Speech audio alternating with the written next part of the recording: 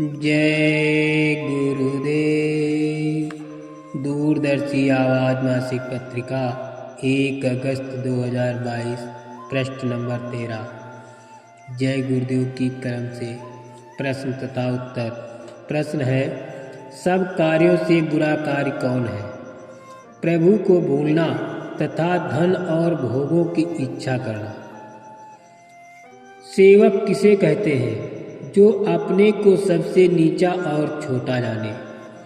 दीन ही जानो अपने को, निपट नीच मानो अपने को, और प्रभु के चरणों में प्रेम में लवलीन रहे। जीव प्रभु के स्मरण में क्यों लग सकता है? मनुष्य मृत्यु का स्मरण रखने और 84 के भय से। मंजिल पर क्यों कर पहुंचना चाहिए? धैर्य के साथ अभ्यास करेंगे तब कहीं कुछ समय से मार्ग संपूर्ण होगा। प्रश्न है, पाप का उपचार क्या है? उत्तर है, अपराध करने पर झूरना तथा पश्चाताप करना और भविष्य के लिए चैतन्य रहना। प्रश्न है, ऐसा कौन व्यक्ति है जो जहाँ जावे उसे सब प्यार करे? उत्तर है, जो हर एक से दीनता करता है। प्रश्न, साहस वाला कौन है? उत्तर है, जो संसारी सुखों को छोड़कर परमार्थ की कमाई करता है। सच्चा हितकारी कौन है? सतगुरु, जो हमको बुराई से बचाते हैं और अच्छाई सिखाते हैं तथा कठोरता और कष्टों से तुम्हारी सहायता करते हैं। यदि कोई सत्संगी अनुचित कार्य करे तो उससे किस प्रकार बचना चाहिए? उससे कम मिलने और कम बातचीत करने से। क्या यत्न करूं कि वैद्य की आवश्यकता कम रहे? कम खाओ, गम खाओ और भजन करो। क्या करूं कि सब हमसे मित्रता रखें? झूठ मत बोलो, विश्वासघात मत करो, किसी को हाथ और मुख से दुखी मत करो तथा चित्त में सबसे प्यार तथा दीनता रखो। सेवा कितने प्रकार की है? सेवा 3 प्रकार की है। प्रथम सेवा तन सेवा, द्वितीय सेवा धन सेवा तथा तृतीय सेवा मन की सेवा है। सेवा का फल क्या है? निश्चलता मन की, निर्मलता अंतःकरण और प्राप्त कृपा और दया सतगुरु की। वीर पुरुष कौन है? जो संसार के बिगड़े से अप्रसन्न और मलिन हृदय न हो।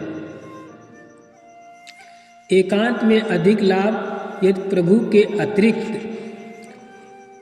किसी दूसरे का विचार मन में न आवे।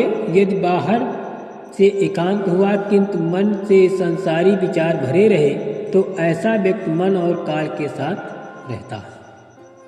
5 व्यक्तियों का साथ नहीं करना। नंबर 1, जो झूठ बोलता है। नंबर 2, मूर्ख, जो हित के समय तुम्हारी हानि करा दे। नंबर 3, कंजूस, जो कि उचित समय पर शुभ कर्म में तुम्हें व्यय न करने दे, यानी पैसा खर्च न करने दे। मलिन हृदय अर्थात ऊंचा और कमीना पुरुष, जो कि आवश्यकता के अवसर पर तुम्हारे काम न आवे। नंबर 5, विश्वासघाती, जो कि अपना लाभ देखकर तुम्हारी हानि करा दे। जो कोई दूसरों को वचन सुनाने की अभिलाषा अधिक रखे और अंतर अभ्यास कम करता हो तो उसके विचार नीच हैं, उसका मन मूर्ख है और वो अपना समय व्यर्थ ही होता है। झूठे गुर की टेक को तजत न कीजे वार, द्वार न पावे शब्द का भटके बारंबार। सुरत शब्द बिन जो गुरु हुई, ताको छोड़ो पाप कटा। सच्चे गुरु की पहचान ये है कि घट में परम प्रभु और रचना का भेद बतावे, शब्द सुनाकर अंतर में सुरत अर्थात आत्मा और मन को सिमटावे और चढ़ावे। नेत्र के स्थान से जहाँ जागृत अवस्था में जीव की मुख्य कर बैठक है, चलने की युक्ति समझावे और आप परम प्रभु के स्थान से चैतन्य हो अथवा अपना कार्य यही अभ्यास करके पूरा कर चुके हो अथवा साधन कर रहे हो। पहले का नाम संत सतगुरु, दूसरे का साध गुरु या प्रेमी अभ्यासी है। उसके उपदेश और सत्संग से जीव का कार्य बन सकता है। किसी दूसरे व्यक्ति से सच्चा उद्धार संभव नहीं। न 84 का भ्रमण छूटेगा।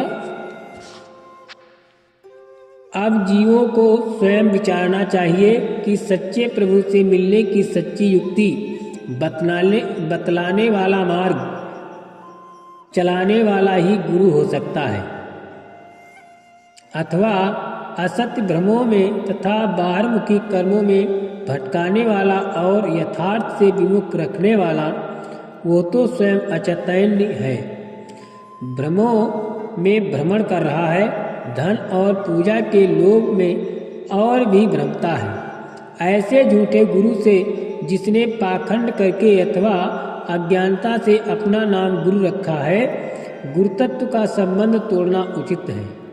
इसमें कभी पाप नहीं होगा। अपितु परम प्रभु उन जीवों से जिन्होंने सच्चा उपदेश लेकर अभ्यास आरंभ किया है और सच्चे गुरु और सच्चे प्रभु की शरण में आए हैं, प्रसन्न होगा। पूरे गुरु के साथ सत्संग में व्यवहार के नियम। बिना पूरे गुरु और उनके सत्संग के किसी जीव का उद्धार यानी सच्चा उद्धार संभव नहीं है।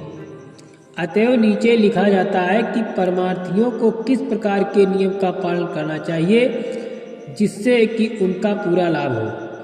परमार्थी जीवों को पहले सतगुरु और सत्संग की खोज करनी चाहिए। जब पता मिल जावे तब जिस प्रकार शीघ्र हो सके उनके सत्संग में सम्मिलित होना चाहिए, अर्थात वहाँ के नियम के अनुसार व्यवहार में लाना चाहिए, अर्थात दृष्ट सतगुरु के सन्मुख करके उनके चरणों पर मत्था टेकना या चरण छूकर प्रणाम करना, जहाँ तक संभव हो सन्मुख अथवा दाहिने बाएं जहाँ सतगुरु की दृष्टि पड़ती हो बैठना चाहिए। पीठ पीछे या दृष्टि के पीछे की ओर जहाँ तक असंभव हो न बैठे, क्योंकि दया भरी हुई दृष्टि वहाँ न पड़ेगी और वचन भी सन्मुख रहने से जैसे सुनाई देंगे वैसे दृष्टि के पीछे स्पष्ट सुनाई नहीं देंगे और ना दृष्टि भी किसी अंश तक चंचल रहेगी। शरीर और मन दोनों की बुराई सत्संग के प्रभाव से दूर होगी। जय गुरुदेव।